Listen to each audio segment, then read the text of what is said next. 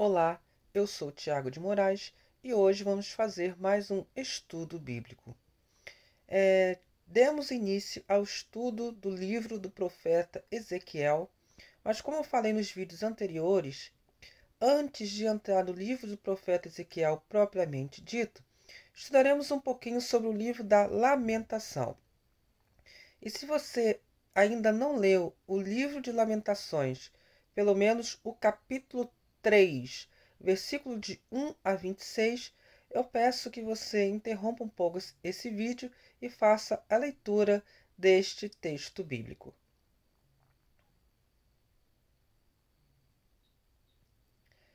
Se você já fez a leitura, vamos dar seguimento. O nosso tema hoje é descobrir a luz de Deus nas trevas do cativeiro.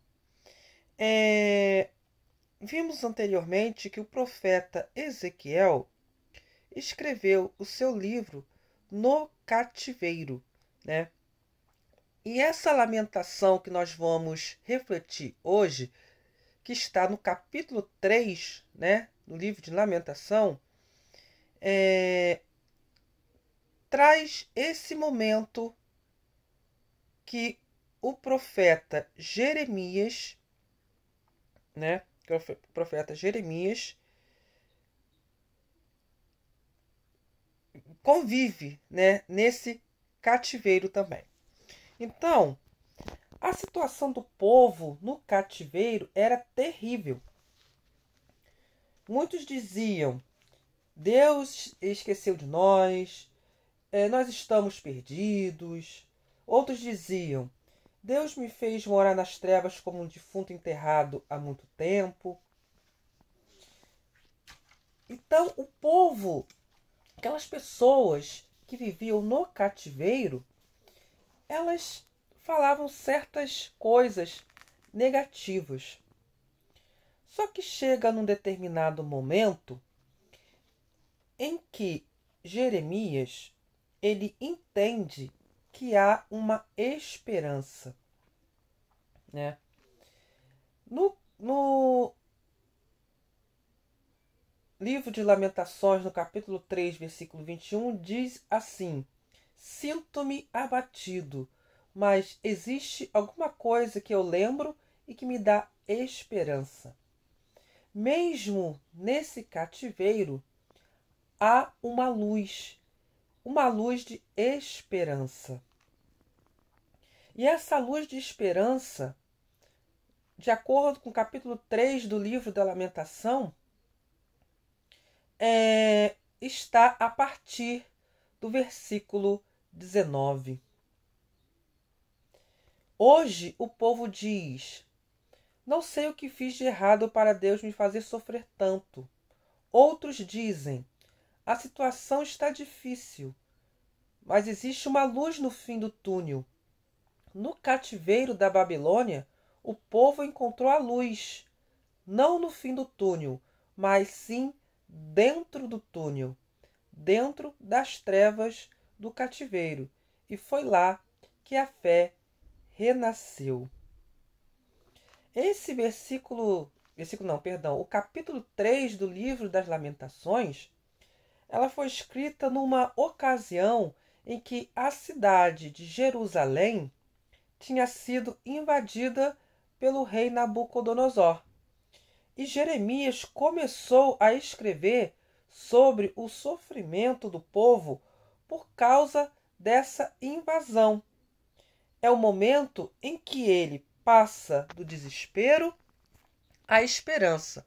Ou seja, é o momento em que o povo, sofrendo lá nesse cativeiro, eles conseguem enxergar um momento de esperança.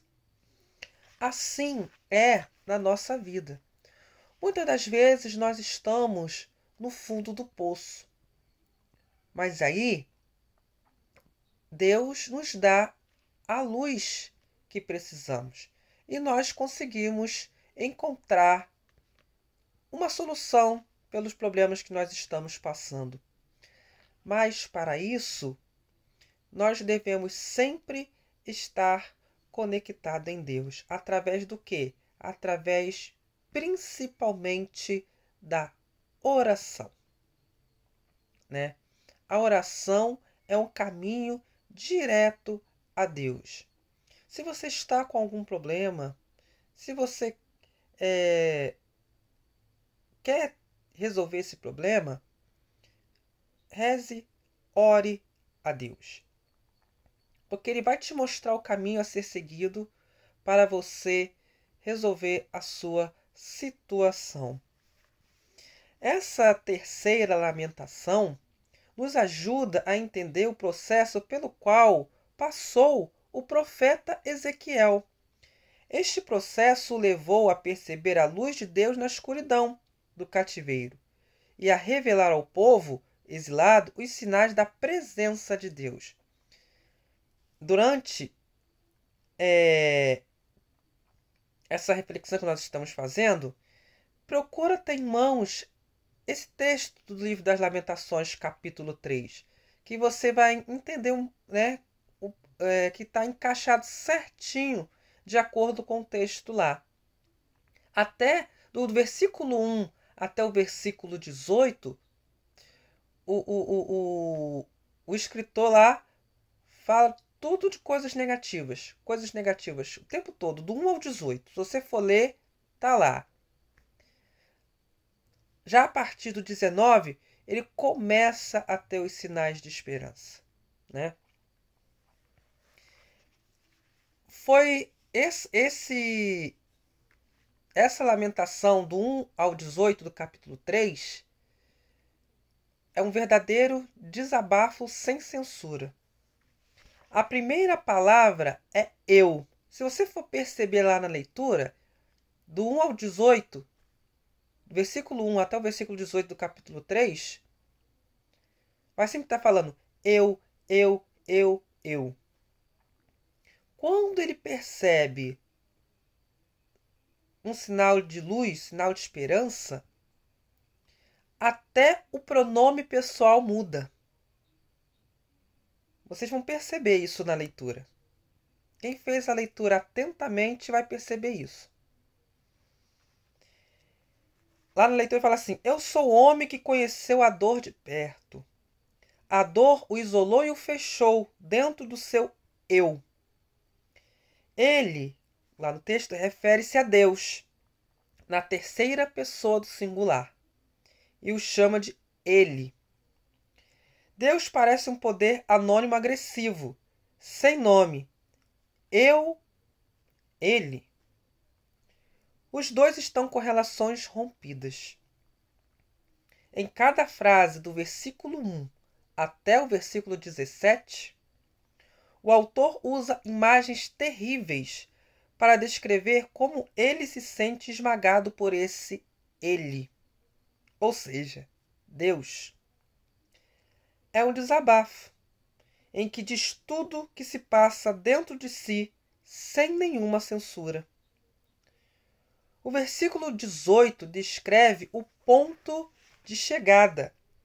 Eu disse comigo, acabou-se a minha força, a esperança que me vinha de Javé, ou de Jeová para os protestantes. É a ausência total de esperança. A primeira palavra era eu. Aí, a partir desse momento, agora a última é Javé. Ele passa a tratar o Deus com um nome, que desde o início da história do povo sempre esteve no centro de sua fé. E agora é a lembrança deste nome que vai abrir a porta do eu e vai tirar o ele do anonimato. É como uma janela que de repente se abriu e começou a lembrar o largo horizonte do passado do povo, vivido por Javé, nosso Deus, o amado de sempre. Aí, a partir do versículo 19, esse lamento entra em uma curva que abre um novo horizonte, despertando o nome de Deus, Javé ou Jeová. A palavra-chave é recordar, lembrar. Recordar significa fazer passar de novo pelo coração. A pessoa não foge do confronto com o seu passado. A dor causada pela destruição de Jerusalém e pela desintegração do povo tem algo a lhe dizer. Sem medo, começa a recordar, a mexer na ferida, pois lá na memória do coração existe algo que me faz ter esperança. Por isso aguenta. O nome de Javé ou de Jeová é o fundamento desta teimosia. Algo começa a renascer dentro dela, mexe com o coração. Então, o profeta ele vai orar para que Deus renove a sua esperança. Até um certo momento, a relação com Deus, a relação dele com Deus, era nada, não tinha relação. Não tinha relação. A partir do momento que ele começou a orar para Deus, Deus começou a mostrar os caminhos de esperança, o caminho de luz para ele. Aí no versículo 22, a primeira palavra que aparece é o quê? Esed, que quer dizer amor fiel. Como o profeta começa a perceber que Deus é fiel, tudo muda. Tudo muda. O amor de Deus não acaba jamais. Esed é a palavra central da aliança, pois indica tudo aquilo que Deus fez e continua fazendo pelo povo. Aqui Deus não é mais ele. Deixou de ser um poder anônimo e é chamado pelo seu nome. O nome de sempre. O nome do bem-amado abriu a janela por onde vai entrar a luz. Tudo isso por quê? Porque Deus sempre tem amor por nós. Curiosamente, quando fala de si, o autor usa a terceira pessoa do singular. Os filhos do homem, demonstrando que começou a tomar distância das coisas que o afligiam. Então, a partir desse momento, a partir do momento que o profeta começa a orar a Deus, tudo aquilo que atormenta ele, tudo aquilo que aflige ele, passa a se afastar. É como se fosse o encardido tentando ele. Quando Deus entra na história, porque o profeta permitiu que Deus entrasse nesta história através da sua oração, o encardido se afasta. Porque o encardido ele quer sempre o quê? Que nós pecamos, quer que toda vez nós fazemos o mal para os outros, que nós sermos tentados, que nós, por exemplo, sofremos de depressão, sofremos de doenças. Mas a partir do momento que Deus entra, tudo se transforma.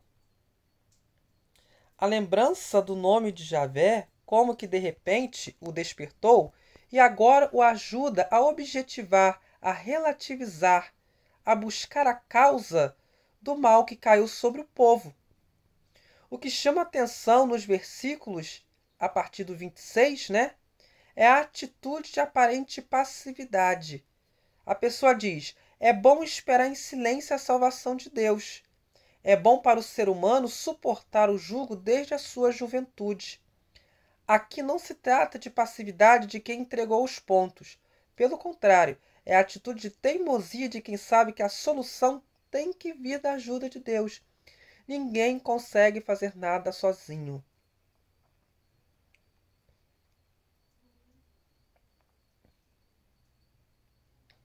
Deus não nos abandona.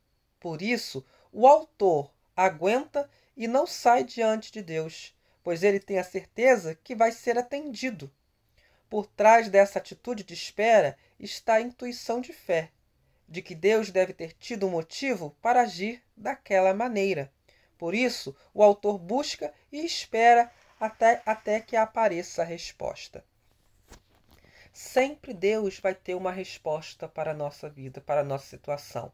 Basta nós crermos nele e nós termos fé. muitas das vezes não é a resposta que nós queremos ter, mas é a resposta que Deus nos tem e que muitas das vezes é melhor do que a que nós estamos esperando. Deus sabe de todas as coisas. Deus sabe o que nós precisamos. Mas nós devemos crer e aceitar o que Deus nos mostra, a oportunidade que Deus nos dá. Nós temos que perceber, nós temos que observar os sinais de Deus. Na nossa vida, não é tudo o que a gente quer. É tudo o que Ele quer. Porque Ele que nos criou e Ele sabe de tudo. Ele nos conhece lá no nosso profundo. Deus lê até os nossos pensamentos. Então, diante de uma tribulação, diante de um problema na sua família, diante de um problema de saúde, ore a Deus. Com certeza, Ele vai te mostrar uma resposta, Ele vai te dar uma solução. Muito obrigado pela sua companhia. Acesse também o site tmnreligião.blogspot.com. Se inscreva no canal se ainda não for inscrito, curta, comente e compartilhe este vídeo. Até a próxima, se Deus quiser. Louvado seja o nosso Senhor Jesus Cristo, para sempre seja louvado.